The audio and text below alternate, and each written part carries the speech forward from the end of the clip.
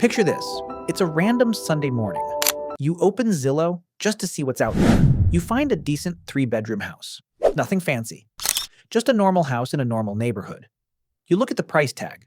$440,000. You scroll down to the mortgage calculator, punch in today's interest rate of roughly 6.5%, and the number staring back at you makes your stomach drop. Over $2,800 a month. And for a second you think, wait, am I doing this wrong?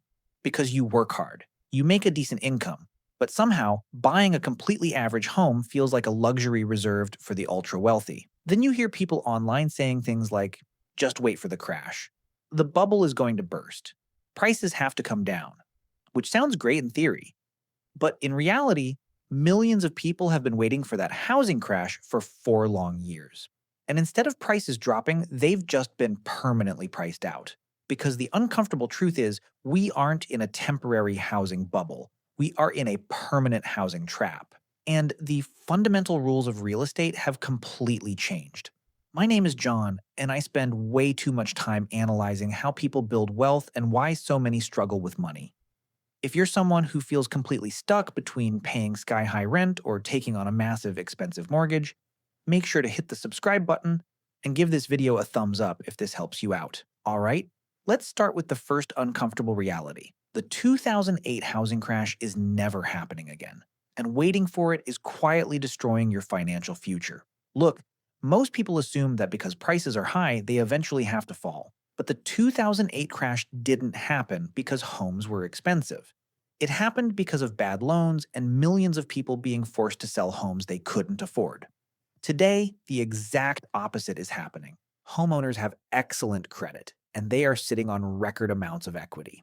This brings us to the core problem keeping prices so high, the golden handcuffs. Right now, nearly 2/3 of all homeowners in the US have a mortgage rate below 4%. They secured those historically low rates before 2022. Now, imagine someone who owns a $400,000 home with a 3% mortgage. Their monthly payment is incredibly cheap. If they decide to sell that house and buy another $400,000 house today at 6.5%, their monthly payment would literally double for the exact same house. So what do? They don't sell, they stay put, they remodel their kitchens, they build an office in the garage, but they do not sell. And this is where it gets really interesting. Because nobody is selling, there is a massive structural shortage of homes available to buy. High demand plus zero supply equals permanently high prices. Simple, clear, no guesswork. Which means this extreme unaffordability isn't a temporary glitch in the matrix. It is the new normal. Now you might be thinking, okay John, so what do I do? Am I just supposed to rent forever? That's a great question. Because society has heavily programmed us to believe that renting is throwing money away. We are constantly told that if you don't buy a house, you are a financial failure. But let's actually look at the math. Because the math right now tells a completely different story. Imagine you have 2 choices today. Choice A, you buy that $440,000 house. You put down 20%, which is $88,000. Your monthly payment at a 6.5% rate, including property taxes and insurance, is roughly $2,800. Now, here's the part most people forget.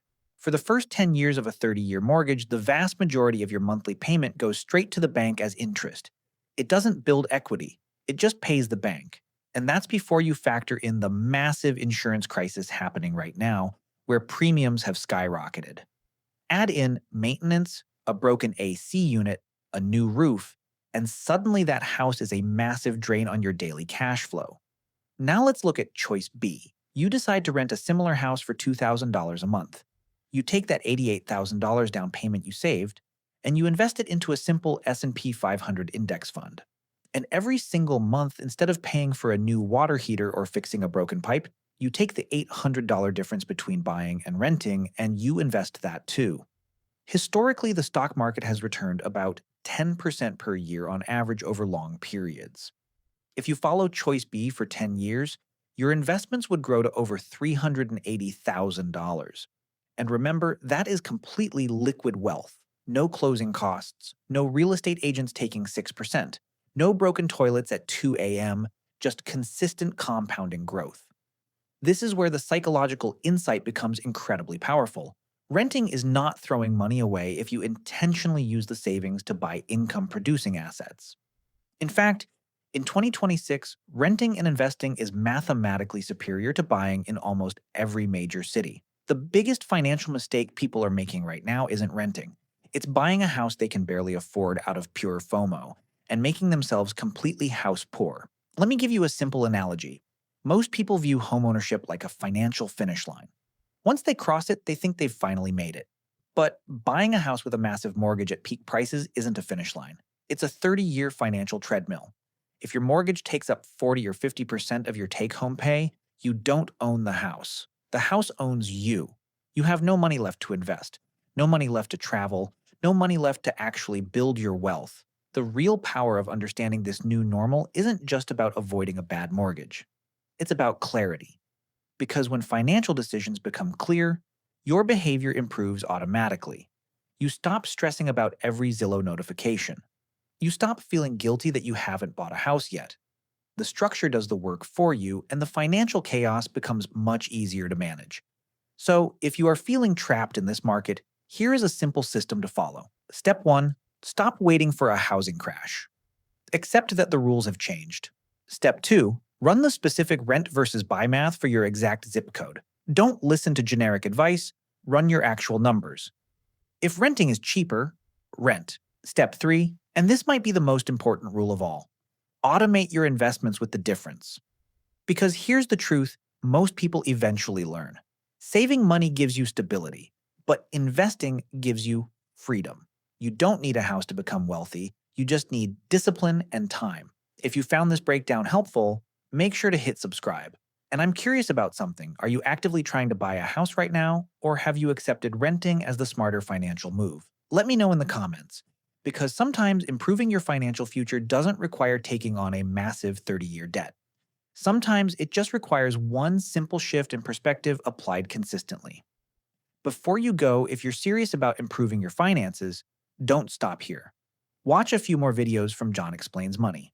Because one small financial lesson can completely change the way you save, spend, and invest. Your future self will thank you.